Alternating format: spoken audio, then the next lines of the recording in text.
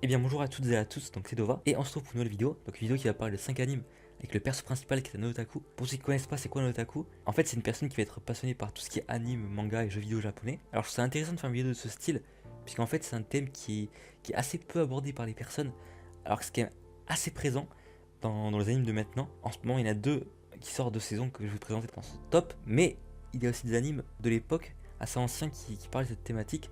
Donc c'est pour ça que c'est vraiment un thème qui a toujours été très présent. Et donc je vous ai sélectionné 5 animes qui m'ont marqué, que ce soit des animes anciens ou des animes récents. Voilà, bonne vidéo. Donc on est parti avec Genshiken. Alors Genshiken c'est un anime qui est assez ancien, qui va suivre l'évolution d'un club d'otaku à la fac. Alors, il y a 3 saisons. Ce qu'il faut savoir c'est que les 2 premières saisons sont assez lentes, j'ai trouvé. Il faut s'accrocher puisque la saison 3 est vraiment excellente.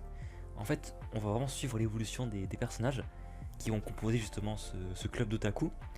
Et on va voir justement comment comment ils arrivent à gérer leur passion commune et comment ils évoluent dans la vie. Donc c'est vraiment une thématique très très intéressante. Donc n'hésitez pas, Genshiken. On retrouve en deuxième Watamot. Alors Watamot, c'est un très très bon anime également. Dommage qu'il ait été assez critiqué et assez hate par la communauté, mais je trouve que c'est un très bon anime. Franchement, c'est un anime qui va suivre l'évolution d'une fille qui va finalement passer son temps sur tout ce qui est jeu de drague, etc.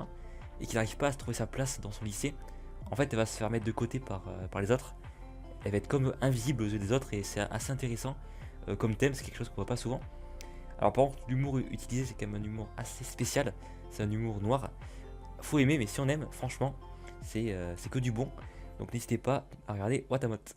En troisième position, on retrouve NHK Nyokoso. Alors là, c'est un anime assez ancien également. Le perso principal, c'est pas vraiment un otaku, c'est plutôt un hikikomori. Donc c'est-à-dire une personne qui reste cloîtrée chez elle, mais qui n'aime pas forcément les jeux vidéo ou les mangas. Et celle-là, c'est plutôt en fait, c'est son ami qui est plutôt otaku.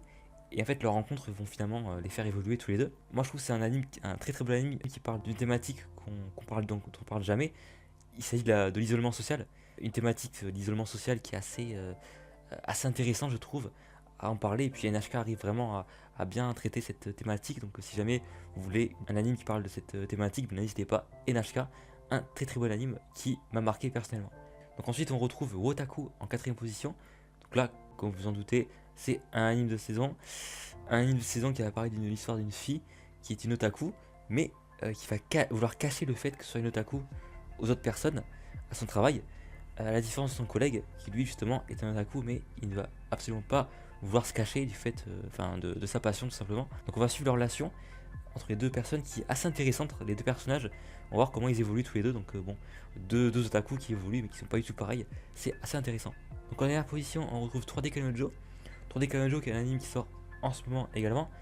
Donc encore une fois, comme vous l'avez dit, c'est une thématique assez actuelle finalement. Alors 3D Kanojo, ça va suivre l'évolution d'un otaku. Encore une fois, mais cette fois-ci, ça va être au lycée. Et lui, il va rencontrer une fille qui est pas du tout le même délire que lui. C'est une fille qui va être plus orientée vers tout ce qui est sorti, etc. Et on va suivre la relation entre les deux personnes qui s'avère assez tendue et qui finalement est assez originale entre ces deux personnes. Donc si vous voulez quelque chose d'original et qui parle en même temps des otaku avec beaucoup de romance, et bien n'hésitez pas, foncez sur 3D Komojo qui sort en ce moment. Donc voilà, merci d'avoir regardé la vidéo. Si ça vous a plu, n'hésitez pas à rejoindre le Discord, mettre un commentaire dans cette vidéo ou encore mettre un like ou vous abonner. Voilà, à plus tout le monde.